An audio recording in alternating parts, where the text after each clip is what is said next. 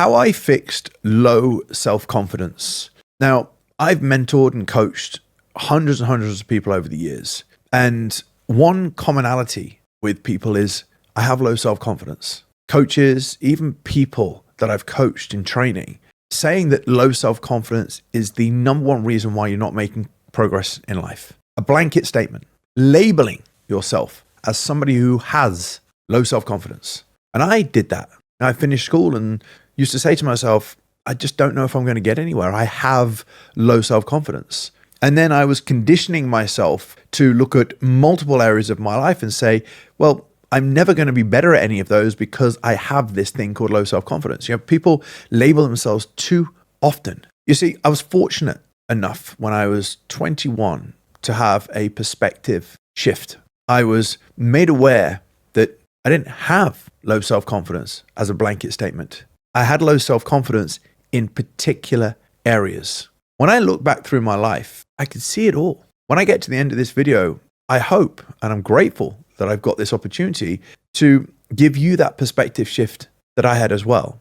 You see, the first thing we need to understand is that you have high self-confidence in multiple areas of your life. When I was younger, you'd see me in sport, in exercise, with friends, with family, with high self-confidence. When you saw me at school, studying, doing chemistry and biology and physics, you would see me go into my shell. When I was a coach, you would see me confident in coaching things that I knew and go into my shell in areas that I didn't know. You'd see me confident on the gym and with my friends, but you would see me very low in self-confidence around girls in social situations. It wasn't until I was 21 that I actually started to be able to look over my life and realize that low self-confidence was isolated to particular areas that, one, I didn't value highly, and two, I didn't really know a lot about. So how I overcame low self-confidence was not by labeling myself with low self-confidence, was by isolating where I had low self-confidence. And at the time when I became a personal trainer, which will relate more to you, the low self-confidence that I had was in all of the areas that I didn't know enough about. But the areas that I had high self-confidence in as a coach were the areas that I currently knew a lot about. So what did I do? What am I encouraging you to do? I'm encouraging you to write down exactly which subjects, which areas that you feel that you have low self-confidence in. I'm also going to ask you to write down which areas of your life, if I followed you for a week, I would see high self-confidence. I want you to see the polarity between the two, where you have high self-confidence. Even say to yourself, I'm going to ask my family, where do they see me having high self-confidence? And then I want you to write down which areas you have low self-confidence with. That was a turning point for me where I realized that it was subject-based. A lot of you building your online coaching businesses right now have low self-confidence in speaking on camera. A lot of you have low self-confidence with delivering sales calls. A lot of you have low self-confidence around lead generation and marketing. All of these are skills that you can learn. So what I did is, after writing down all these subjects, I made a commitment. I made a commitment to find where and what had the answers. Now, it started with reading books. It then went on to doing online courses. It then went on to attending events. It then went on to hiring mentors. It also went on to attending events and following up with friendships and spending time around people that had high self-confidence in the areas that I was struggling with. With each area, I gave myself a specific goal to improve on. I was low in self-confidence with areas such as biomechanics. And I lowered my expectations and went, well, right now, what do I know about movement and exercise? And how can I use what I currently know to help the people that I'm with, but not overwhelm myself by being frustrated that I don't know things right now?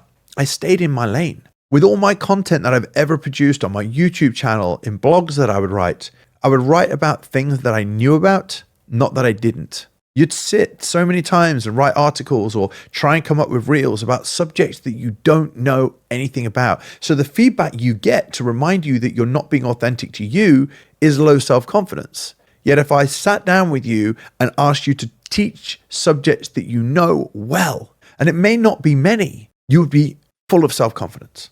Just wanted to stop the video for 2 seconds Now, if you find my content helpful and you want to learn more from me, you want access to resources, you want more free trainings and live weekly webinars, then make sure you click the link in the description. Make sure you head over to my Impact and Integrity free Facebook group. Now, let's get on with the video. So what I did was then track my progress, okay?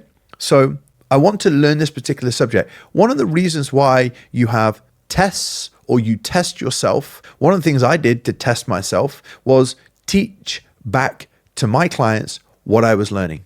It filled me with confidence. And then when I was learning it and I became more confident in that subject, I would then share it within my social media platforms, specific and what was relevant to my clients. I would share it with my clients. I would create education within my platforms, whether it's education for our in-house clients, whether it was for content, say, for example, on my YouTube. I would track the progress with each area.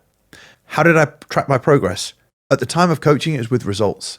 So whatever I was learning, I was applying on my clients, and I was looking at the quality and consistency of the results. I was looking at the quality and consistency of the clients that I was taking on board. I was looking at the quality of the actual clients that were coming into my world. You see, one of the reasons we have low self-confidence is because we don't see any progress. I became obsessed with progress. I would look at what is not at the level which I think it could be just now, and I wanted to go up 5%. What would 5% increase in my results look like?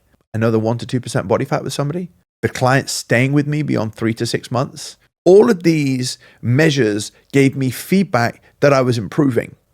Becoming obsessed with progress, with the business coaching that we do today, I make no apology to how much I push our clients. And the reason I don't make any apology is because confidence is built off progress. If there is no evidence of progress in your world, your feedback of low self-confidence is to remind you to push forward. So I became obsessed with understanding exactly the areas that I had low self-confidence, but helped myself by acknowledging the areas that I do have self-confidence. I wrote down the exact subjects that I was struggling with, and I found resources, books, courses, or people who could teach me, and I paid my way into having somebody fill the gaps. Now, when you actually look and realize that whatever you invest in at the time, whether it's a book, whether or not it's a course, brings with it an increase in self-confidence, you become obsessive about learning. When you become obsessive about learning, you're on a fast-track way to fill your confidence.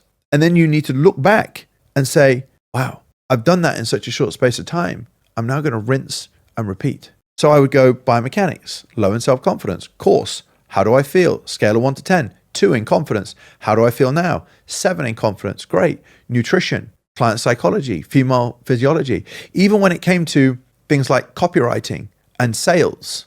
You see, I truly do believe as a professional coach and somebody that's building a business, until you're at the level where you are really scaling, you have an incredible team and you're in a position to just buy the areas that you're less skilled at, I feel that every coach needs to understand everything within their coaching practice: nutrition, sleep, digestion, stress, biomechanics, movement, human behavior. I believe as a coach, you need to know digital marketing, you need to know copywriting, sales, leadership, service delivery. I believe you need to know all that. Now, when you actually start to realize that there are multiple things you need to learn and multiple things that you're not confident in, the journey of self-improvement and self-discovery begins. And with every course and with every bit of progress and with every bit of growth, I completely transformed. I sit here as a very confident business owner. I sit here as a very confident person. But remember this, I sit here still with low self-confidence in the areas that I don't know enough about,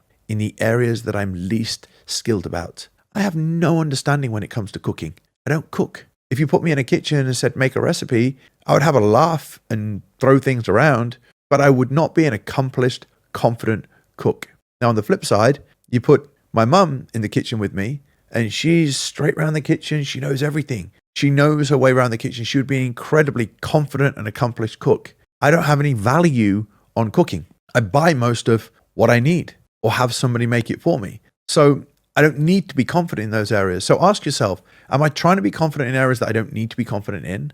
Am I low in self-confidence simply because I'm avoiding learning? Low self-confidence just tells you that you're unskilled in a particular area. because any area that you've upskilled, your confidence grows. Now, just to recap for you, understand exactly the subjects that you don't know enough about, but also acknowledge where you do have high self-confidence. Write down exactly the subjects that you need to know. Then what courses, people, books, education material do you need to invest in? Then you need to track the progress that you're making, review your progress, and then rinse and repeat. I hope, as always, this proved of value to you. If you enjoyed the episode and you're watching on YouTube, please click like and subscribe. If you're listening on iTunes and you want some help, please, at any time, just send me a message on Instagram. If you're watching on YouTube, make sure that you subscribe to the channel. It helps more people find the channel, which means it helps more fitness professionals and brings coaches together so you can grow in confidence and build a business that helps you to exceed your expectation and live life on your own terms. For now, take care, and I'll speak to you soon.